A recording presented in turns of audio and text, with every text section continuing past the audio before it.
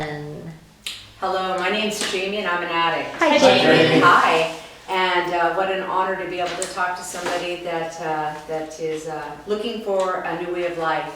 I started using it at a very young age. My parents divorced when I was a baby, and they both married very bad partners. And when I found drugs, they were a big relief to get me out of the insanity in my family's.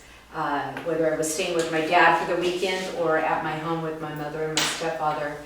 And I grew up in the 60s, and I wanted to be like one of the villains on TV. I loved the crazy people that were doing all the things that the police stories were about when I was a child.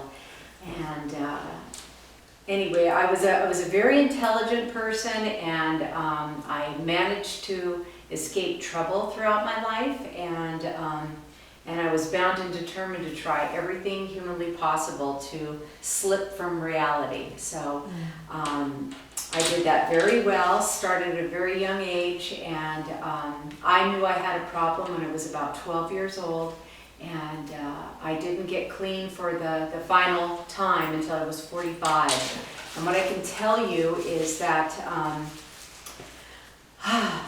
I ruined many years of my life, and I regret it. I had a lot of golden opportunities, and I don't really like to talk about this, but I'm gonna.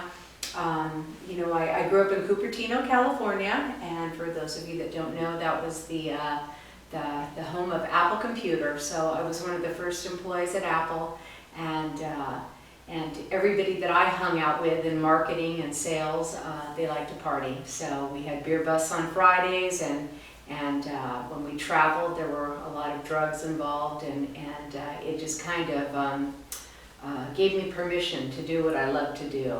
And it carried my addiction on a little bit further than I probably would have taken it had I not had the money that I was making and the influence that I had. But what I can tell you is at 56 years old, I don't have any of that money or stock left. So I have a little resentment against Apple, and I've been able to write about it in my 4th step. So here's what happened for me.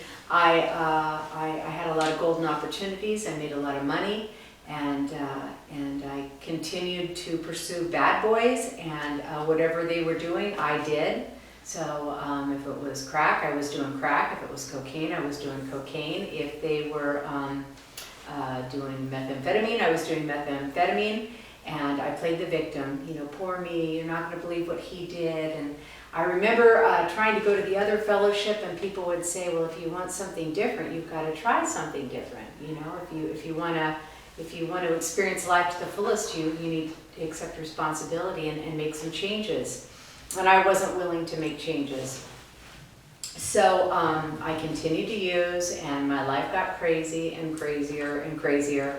And I ended up marrying the wrong person. I fell in love with my connection. I ran away with him while I was married. He got in a lot of trouble and went away to prison. And to make a long story short, I ended up moving home with my mom at 45 years old, and decided to try something different. And everybody kept telling me I had a problem, and I'm like, I'm not hurting anybody, so I don't understand why it's a problem. And I ended up going to a meeting of Narcotics Anonymous. And what I can tell you is that in previous years, when I would go to the other program, I would see people walking away with their sponsor, and it was like the lion and the lamb. And there was like sunshine all around them, and they were like skipping off to do step work. And I'm like, why can't I have that relationship? Why can't I have what they have? And the reason being is I thought I knew it all. I wasn't willing to do anything that was suggested. And this time around, I thought I would try something different. So what I can tell you is when I walked into the rooms of Narcotics Anonymous, I found my spot in life. I found the most wonderful place on earth. And the first thing when I walked in, I thought, well, they look like somebody I would have slept with, or they look like somebody I would have, partied with, or stolen from, or committed a crime with. And they're all smiling. They don't have these looks of suspicion, and they're not needing or wanting anything from me. And I remember the first meeting I went to, and this guy that was, he kind of had a little bit of a reputation, but he bought me my first NA book. I had no money. You know, I had worked at Apple for 20 years, and I should be a billionaire, and I had not even $1 to buy a book or contribute to the seventh tradition. But he bought me a book, and I said, I'm not going to sleep with you. And he said, no, I'm just giving this to you. You know, you can use it in your recovery. And I'm like, okay, as long as we got that straight. So anyway, I walked into that room. To be honest with you, I had slept for 2 weeks before I went to that meeting because I needed a little nap. I'd been up for about 35 years and I was a little tired, so I needed to get a little bit of rest. But I slept for a few weeks, and when I woke up, instead of going to the Connect, I went to a meeting.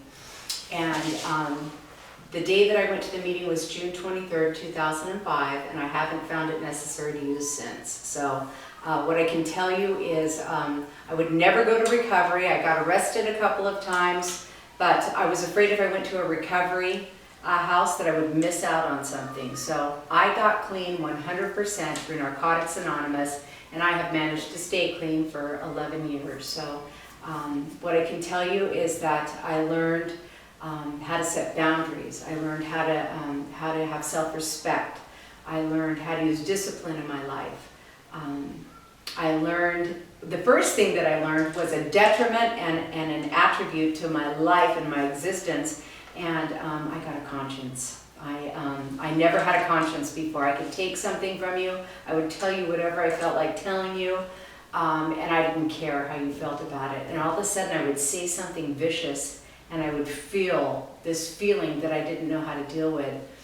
And when I'd be happy, I was used to partying, and I didn't know how to deal with that feeling. So I got a conscience, and what I can tell you is, you know, I was able to start doing the next right thing. If somebody gave me too much money in my change at Long's or CVS, I would go out to the car going, whoo, cha-ching, I just made $10. And then I'd go, their drawer's gonna come up short. And I'm like, who is this talking inside of me? And I would go back into the store and say, I think you gave me too much change. And I'd be like, oh my God, I hope there's not a camera on me because I don't want anybody to know I just did that, you know. But I started getting a conscience. My life started evolving.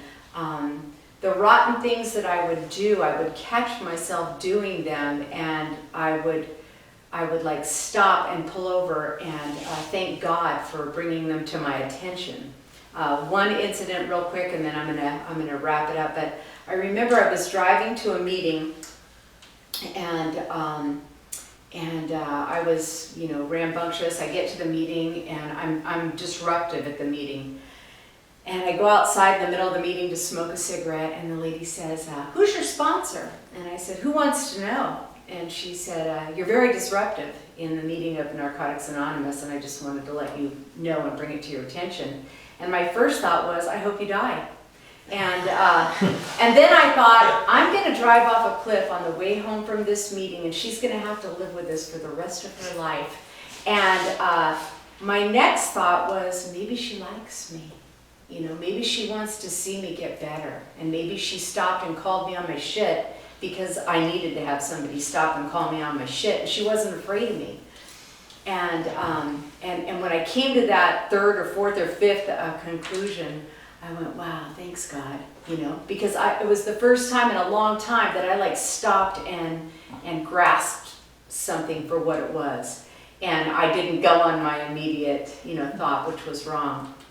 And I can tell you those thoughts continue to happen on a regular basis. I'd be driving down the road and, wow, what's wrong? You know, I'd honking the horn and trying to push somebody off the road, and I'd get up next to them and, you know, want to stare them down, and it'd be a 16-year-old girl. And I'd be like, oh my God, what an animal I am, you know? And once again, I'd pull over and say, thank you, God. Thank you for bringing that to my attention, how crazy I am. So I've gotten the opportunity to grow and to be aware of what I'm doing, and to do the next right thing as often as possible. And that wasn't natural for me for 35 years of my life. And all of this has been taught to me by me being willing to learn and to know that I don't know everything, and to follow the suggestions of a sponsor and to give back to my community. And I've got the opportunity to go into recovery houses, prisons, and jails. And I've been active in H&I for about 9.5 of my 11 years. And what I know is that Narcotics Anonymous has given me life, and without NA, I would either be dead or in prison. So I don't know if I shared anything that will help you. I know that I shared that I worked at Apple and I had resentments about Apple, and I can tell you that when I worked my 4th step, I was able to, instead of being resentful at Apple, see my part in why I am no longer employed at Apple and why I have no money left from all the hard work I did throughout my life. And that was from, choosing the wrong people to hang out with and choosing drugs over, my career and my friends and my family. So, oops, I just touched the mic. Anyway, my steps have taught me more about myself and how to be a better person. So if you're new and you haven't worked your steps, I encourage you to dive in them, because they are a wonderful way to figure out who you are and the patterns that you have created to destroy your life, and how to make better decisions and to be a better person. So my name's Jamie. I'm a grateful recovering addict, and I wish you all the best. Thank you.